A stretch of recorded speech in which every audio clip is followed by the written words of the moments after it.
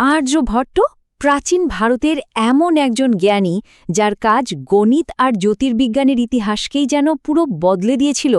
আজ আমরা তার কথাই বলবো।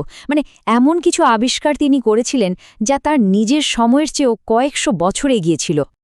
আচ্ছা, একবার ভাবুন তো, সেই সময় যখন প্রায় সবাই বিশ্বাস করত পৃথিবীটা স্থির এক জায়গায় দাঁড়িয়ে আছে, ঠিক তখন কিভাবে একজন মানুষ বলে দিলেন যে না, পৃথিবী আসলে ঘুরছে। ভাবা যায়, প্রায় 1000 বছর আগের কথা এটা। চলুন এই অবিশ্বাস্য গল্পটাই আজ শোনা যাক। সময়টা ছিল গুপ্ত সাম্রাজ্যের স্বর্ণযুগ, আজ থেকে প্রায় 1500 বছর আগের কথা। তখন জ্ঞান বিজ্ঞানের দারুণ চর্চা হতো। আর সেই সময়েই পাটলিপুত্রে আজকের পাটনা শহরে জন্ম নিয়েছিলেন এই অসাধারণ বিজ্ঞানী আর্যভট্ট। তো আর্যভট্টের মহাকাশ নিয়ে ভাবনাগুলো তো ছিল অসাধারণ, কিন্তু সেই ভাবনাগুলোর গভীরে যাওয়ার আগে আমাদের তার গণিতের জগৎটা একটু ঘুরে আসতে হবে। কারণ সত্যি বলতে তিনি ছিলেন সংখ্যার এক সত্যিকারের জাদুকর। দেখুন, এই যে একটা লাইন দেখছেন, স্থানম স্থানম দশগুণম, এর মধ্যেই কিন্তু লুকিয়ে আছে আজকের গণিতের একেবারে মূল ভিত্তিটা। আর্যভট্টই প্রথম পরিষ্কারভাবে বলেন যে সংখ্যার মধ্যে প্রত্যেকটা স্থানের মান 10 গুণ করে বাড়ে। আজকে যে ডেসিমাল সিস্টেম বা দশমিক পদ্ধতি আমরা ব্যবহার করি, তার শুরুটা কিন্তু यहीं से है। এই একটা ছোট্ট আইডিয়ার জন্যই কিন্তু বড় বড় সংখ্যা নিয়ে কাজ করাটা অনেক অনেক সহজ হয়ে গিয়েছিল। আর এইটা তো এক কথায় অসাধারণ। এটা আর্যভট্টের নিজের লেখা বই, আর্যভট্টীয়র একটা আসল শ্লোক। আর এখানে তিনি কি বলছেন জানেন? এখানে তিনি পায়ের মান বের করার সূত্রটা লিখে গেছেন।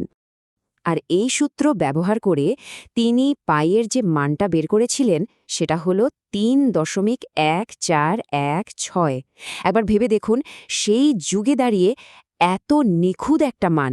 আর্যভট্টের দেওয়া এই মানটা কিন্তু বহু বহু শতক ধরে সারা পৃথিবীর সবচেয়ে সঠিক মান হিসেবে ধরা হতো। শুধু যে পাটিগণিত তা কিন্তু নয়, বীজগণিতেও তার অবদান ছিল অবিশ্বাস্য। তিনি কুত্তাক নামে একটা পদ্ধতি আবিষ্কার করেন। ইংরেজিতে একে বলা হয় পালভারাইজার।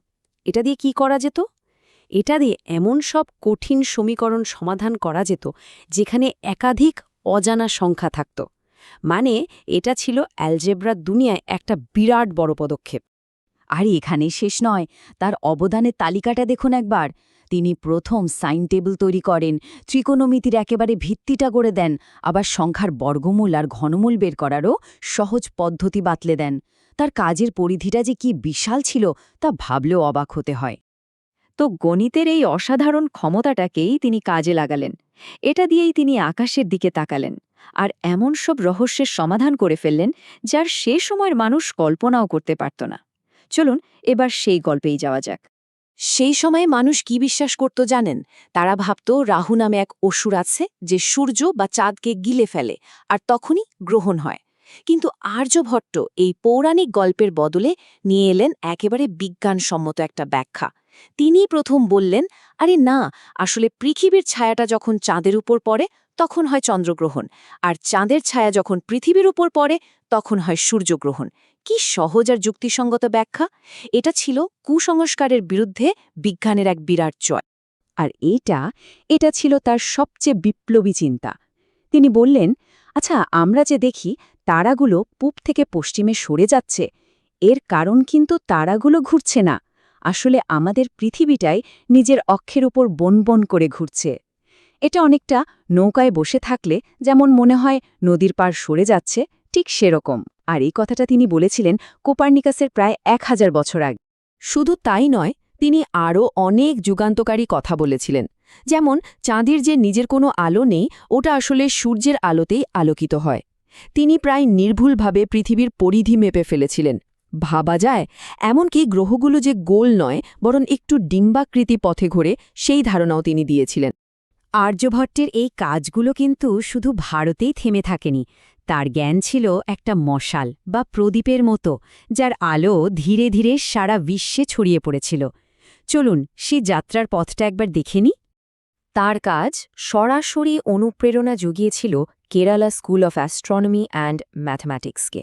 এই স্কুলটা পরবর্তী কয়েকশো বছর ধরে আর্যভট্টের কাজকে আরও অনেক দূর এগিয়ে নিয়ে যায়। এটা ভারতের গণিতের ইতিহাসে একটা সোনালী অধ্যায় ছিল, সত্যি। তাহলে ব্যাপারটা কিভাবে ঘটল? দেখুন, তার বই আর্যভট্টীয়, সেটা প্রথমে কেরালা স্কুলে খুব চর্চা হলো। এরপর আরব পণ্ডিতরা সেই বই আরবিতে অনুবাদ করলেন, আর সেই আরবি অনুবাদ থেকে তার জ্ঞান পৌঁছে গেল ইউরোপে। আর এভাবেই তার কাজ আধুনিক ইউরোপীয় গণিত আর বিজ্ঞানের ভিত্তি গড়তে সাহায্য করেছিল। আর তার এই বিশাল অবদানকে সম্মান জানাতেই কিন্তু আধুনিক ভারত ১৯৭৫ সালে তাদের পাঠানো প্রথম কৃত্রিম উপগ্রহের নাম রেখেছিল আর্যভট্ট। একবার ভাবুন, প্রাচীন জ্ঞান আর আধুনিক বিজ্ঞানের কি অসাধারণ একটা মেলবন্ধন। আর্যভট্টের এই গল্পটা শোনার পর মনে একটাই প্রশ্ন আসে, তাই না? যে প্রাচীন পুঁথিতে বা হয়তো হারিয়ে যাওয়া কোনো সভ্যতার ধুলোর আড়ালে এমন আরও কত বিস্ময়কর জ্ঞান লুকিয়ে আছে, এমন জ্ঞান যা হয়তো আজও আমাদের পথ দেখানোর জন্য অপেক্ষা করছে। উত্তরটা হয়তো আমাদেরকেই খুঁজে বের করতে হবে।